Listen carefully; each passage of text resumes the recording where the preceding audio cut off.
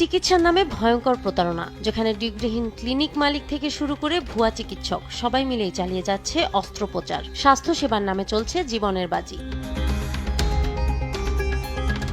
যশোরের চৌগাছা উপজেলার পল্লবী ক্লিনিক, যেখানে বহুদিন ধরেই রোগী দেখছেন ভুয়া ডাক্তার, কথিত পল্লী চিকিৎসক ও ডিএমএফ ডিগ্রিধারীরা। এমনকি এখানে ক্লিনিক মালিক মিজানুর রহমান নিজেকে আরএমপি ডাক্তার পরিচয় দিয়ে ডিগ্রি ছাড়াই করে থাকেন জটিল অস্ত্রোপচার। রোগ নির্ণয় মুখ্য বিষয় নয়, পেট ব্যথা হলেই অ্যাপেন্ডিসাইটিস অপারেশন করে দেন এই ক্লিনিক মালিক।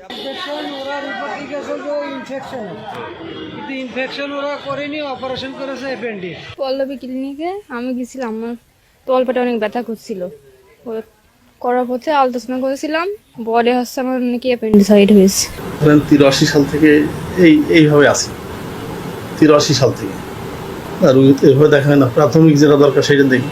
এখানকার কিছু এমবিবিএস চিকিৎসক উচ্চতর ডিগ্রি ছাড়াই গাইনি সার্জন পরিচয়ে সিজার সহ স্পর্শকাতর চিকিৎসা দিয়ে যাচ্ছেন নির্দ্বিধায়। ক্লিনিকের বিরুদ্ধে ব্যবস্থা নেওয়ার উদ্যোগ এলেই বাধা দেন স্থানীয় প্রভাবশালী চৌগাছা পৌরসভার বাজার পরিদর্শক মুকুরুল ইসলাম মিন্টু। মিজানুর রহমান ডাক্তার বলে যে ওনার হাতে অ্যাপেন্ডিক্স হয়েছে, ইমার্জেন্সি অপারেশন করা লাগবে। রিপোর্ট সম্পূর্ণ কমপ্লিট করার পরে এখন মিজানুর কাছে দেয়, মিজানুর বলে অ্যাপেন্ডিসাইট হয়েছে, ইমার্জেন্সি অপারেশন করতে হবে। কি আলট্রাসাউন্ড রিপোর্টে দেখা যাচ্ছে যে আপনার একটা পিকে গিয়েছে, তখন ওই ভয় পেয়েছে। আমি দাবি করি যে পল্লবী ক্লিনিকটা ফুলফিলভাবে বন্ধ হয়ে যাক, ওটা কোনো প্রকারের আসলে চালাতে দেওয়া উচিত নয়। মিন্টুর প্রভাবে বহুবারই আইনগত পদক্ষেপ ভেস্তে গেছে। জানতে চাওয়া হলে উদ্ধতপূর্ণ আচরণও করেন তিনি। এবার আমার গেট বন্ধ করতেছে, ভিতরে ঢোকা যাবে না। এবার আমরা কি উড়ে আইছি জগতে বল, কাটিং করা অন্ত ব্যাপার। তুমি আমার সাথে 2 মিনিট কথা বললে, তুমি কোথায় কেটে দিয়ে আবার যুক্ত করলে, এটা অন্ত ব্যাপার ভাই। 9 এপ্রিল ভুয়া ডাক্তার চন্দ্রশেখরকে 1 লাখ টাকা জরিমানা ও 3 মাসের জেল দেয়া হলেও বাজার পরিদর্শক মিন্টুর প্রভাবে কারামুক্ত হয়ে যান তিনি। সম্প্রতি অপারেশন টেবিল থেকে বেঁচে ফেরা এক রোগীকে অর্থ দিয়ে পুরো ঘটনা ধামাচাপারও চেষ্টা করেছে ক্লিনিক কর্তৃপক্ষ। আমার মেয়ের হঠাৎ করে জ্বর আসছিল, পেটে ব্যথা করছিল, করার পরে আমার বিএন ফোন দিয়ে কয় যে আপনার মেয়েকে পল্লবীতে নিয়ে আসছি, আপনারা দ্রুত পল্লবী হাসপাতালে আসেন, ক্লিনিকে আসেন। আমরা রিপোর্ট করলাম পল্লবীর থেকে, আধা ঘন্টার মধ্যে রিপোর্টটা দিয়ে দিলে। পল্লবী যে মিজানুর ডাক্তার নিজে আমার দোতলায় নিয়ে যেয়ে বলছে হ্যাঁ আজকে অপারেশন হবে। ফোন দিলাম, কলেজে অপারেশন রুমে নিয়ে গেছে, ওরা তো বের করছে না। আমি গাইড ক্লাস করলাম, করার পরে উনি বের করে দিলে, দেওয়ার পরে যশোরে ইবনাসিনা নিয়ে গেলাম।